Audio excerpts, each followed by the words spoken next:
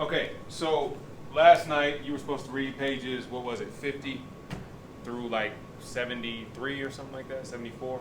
Okay. 75. Okay. Talk to me about it. What do we know? What happened yesterday in the story? Anybody? You can consult your book if you need to, right, to remember. And at this point in the story, we learn that Santiago is still working at the crystal merchant's shop, okay? And then what happens?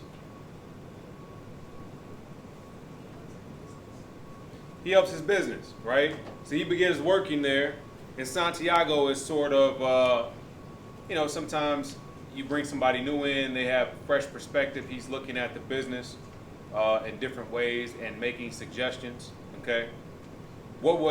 And since he's began making these suggestions, business has flourished for the crystal merchant, right? We talked before about how the crystal merchant, his business had basically come to a place where he was getting very little customers, okay, due to the location of his shop being at the top of this hill, and where he was located was no longer, the spot, I guess, if you want to call it that. Santiago comes in and he starts coming up with all of these ideas. What is one idea he comes up with?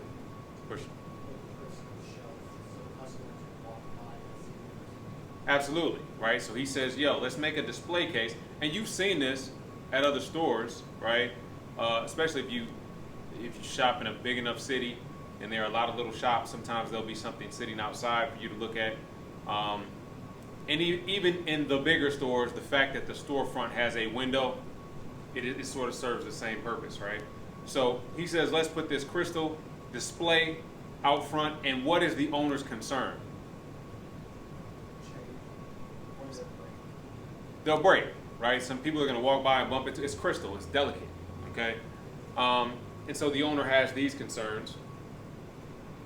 And what does Santiago respond to him? You don't have to know exactly what he said, but what was the sentiment of what he responded? Gardner, you remember? Did you read?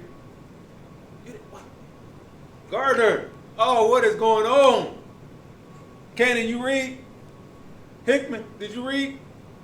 I'm calling all y'all out on video so everybody knows who didn't read. House. Making black people look bad out here. Right? You gotta read. Church? Did you read? Come on, man. So just Leslie and Dotson. Man, I'm so disappointed. Okay. Essentially what he tells him is he mentioned something about, taking his sheep across the field, right? And the risk of there being a snake when he takes them across the field. And essentially, the sentiment he displays is that, I could not take my sheep across the field, even though that's where they need to graze, because I'm afraid that there's a snake. Or I could take them across the field because that's what they need to do, right?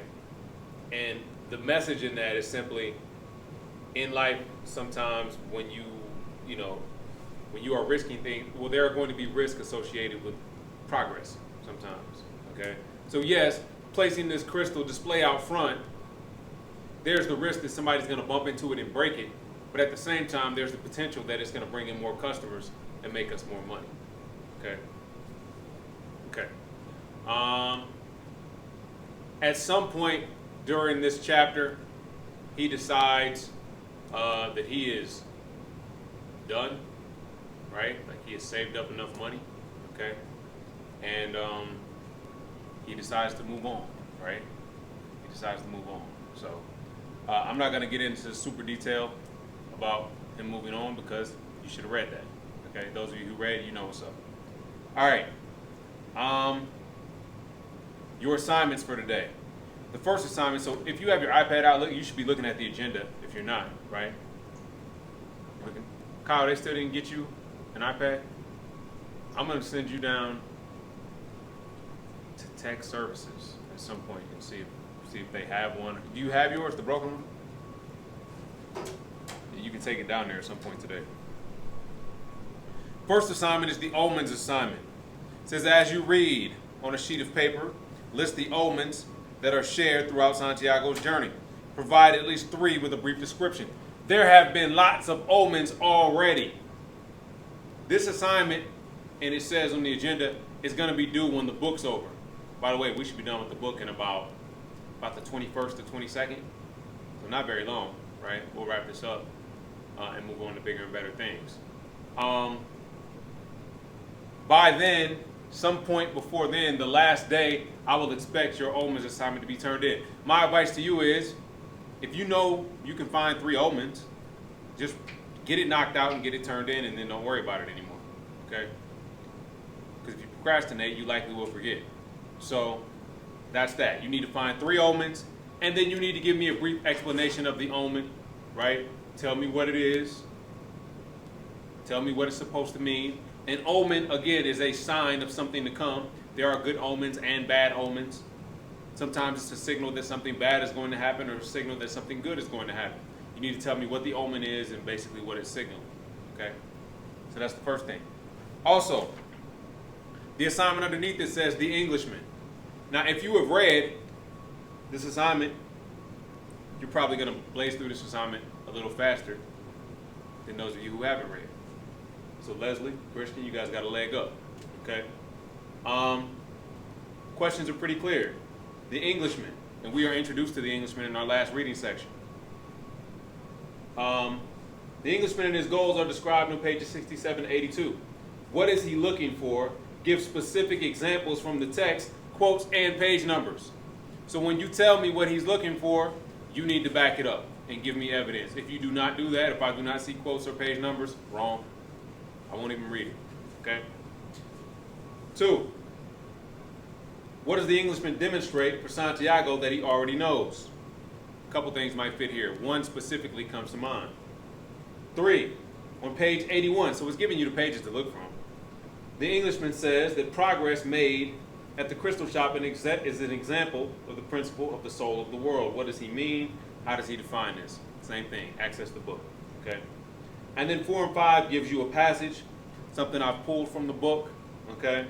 And then there is a question. The question for 4 is, what truth lies within these ideas?